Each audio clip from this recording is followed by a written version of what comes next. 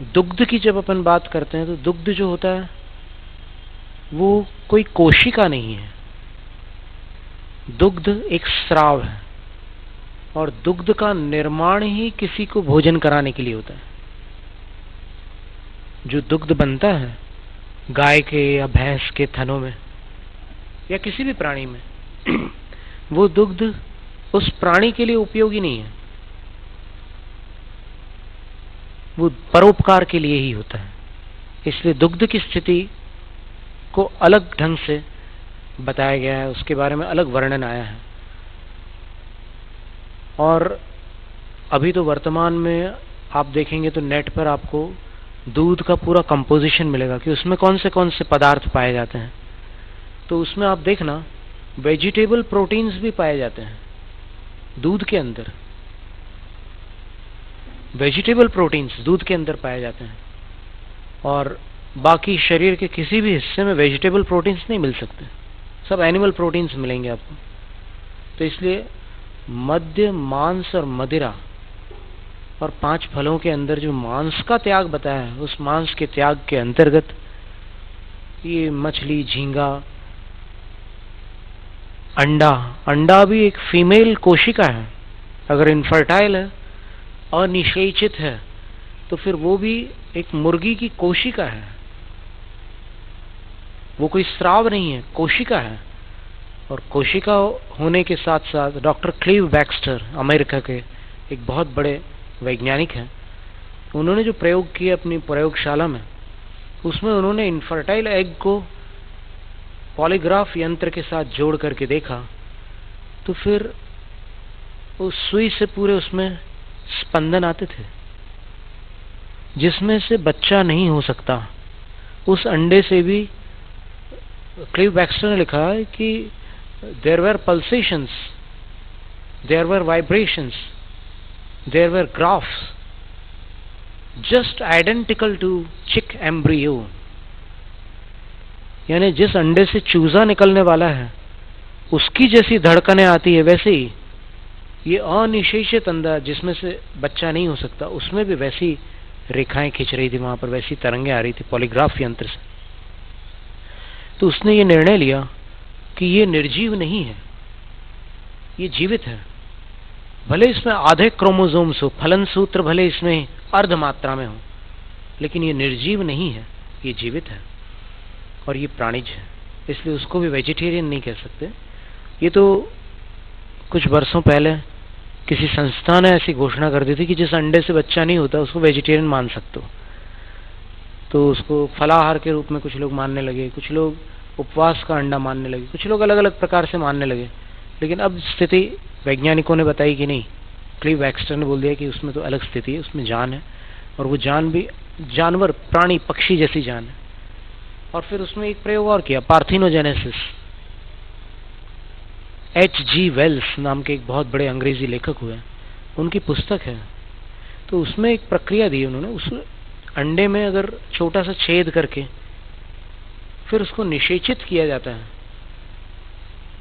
तो जैसे मुर्गी के समागम से एक अंडा, चूजे वाला अंडा उत्पन्न होता है, वैसे ही वो जो अनिषेचित अंडा निकला हुआ है उसमें भी अगर पार्थिनोजेनेसिस की प्रक्रिया की जाती है, इलेक्ट्रोड से, प्लैटिनम इलेक्ट्रोड से भी होती है वो प्रक्रिया। और फिर ये दूसरी प्रक्रिया ये होती है कि उसमें छेद करके फिर मुर्गे का वो अंश उसमें डाल दिया जाए, बच्चा हो जाता है।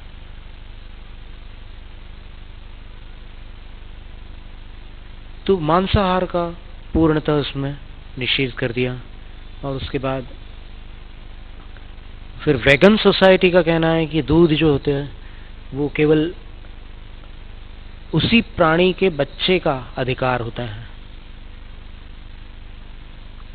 और कोई उस दूध को लेता है तो फिर वो एक प्रकार से लूट है या फिर एक हड़पना है किसी का भोजन, उस बच्चे का भोजन आप छीन रहे हो।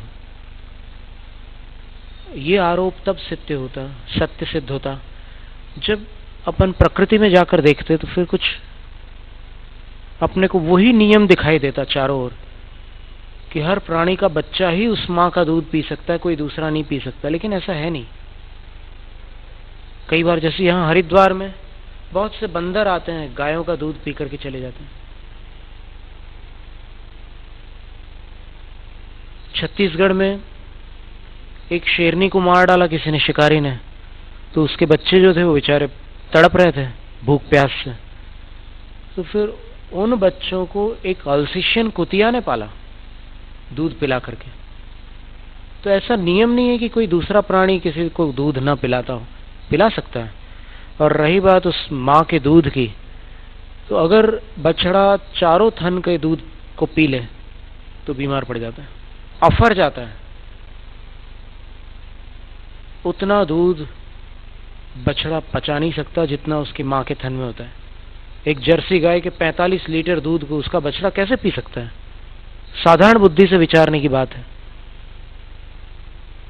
तो फिर ठीक है, अगर आप मना करते हो दूध का, मना कर दो। अब क्या करोगे बताओ? प्रैक्टिकल विचार करो ना। सिर्फ थ्योरी की बात तो अलग है, कहना तो सरल है, लेकिन अब ठीक है, बछड़ा नहीं पी सकता 35 लीटर और आप मना कर रहे हो कि उस गाय का दूध कोई दूसरा भी नहीं पी सकता, सिर्फ उसी का अधिकार है, तो क्या हाल होगा उसका? गाय का दूध यदि न निकाला जाए तो उसको जो वेदना होती है वो गाय के पास रहने वाले जानते हैं। दूर से बातें करने वालों से कोई मतलब नहीं निकलता। बोलना बहुत आसान होता है, शिक्षा देना भी सरल होता है, उपाय बताना मुश्किल होता है। तो अब क्या करोगे उस दूध का? वो तो गाय तो संकट में पड़ जाएगी और दूसरे दिन और मुसीबत हो जाएगी, क्योंकि फिर बनेंगे 35 लीटर। तो जब कोई मनुष्य किसी प्राणी की सेवा करता है तो फिर उपकार और प्रत्युपकार का व्यवहार जीवों में चलता ही है। एक सूत्र आता है, परस्परोपग्रहो जीवानाम। जीवों का क्या कार्य है? एक दूसरों का भला करना। तो एक दूसरे की भलाई करना। गाय की सेवा मानव ने की, गाय दूध देकर मानव की मदद करे, क्या आपत्ति उसमें? लेकिन अगर मानव स्वार्थी बनकर उसका सारा दूध निकाल ले और बछड़े को तड़पने दे तो फिर वो मानव ही नहीं रहा, वो तो दानव बन गया। इसलिए इस मर्यादा को समझकर मांसाहार के परित्याग की बात आती है और अनेक दर्शनों में, अनेक ग्रंथों में इसका वर्णन मिलता है। हमने उसका एक बड़ा भारी संग्रह भी किया था, उसको पढ़ करके बहुत से लोगों को शाकाहार की प्रेरणा मिली है।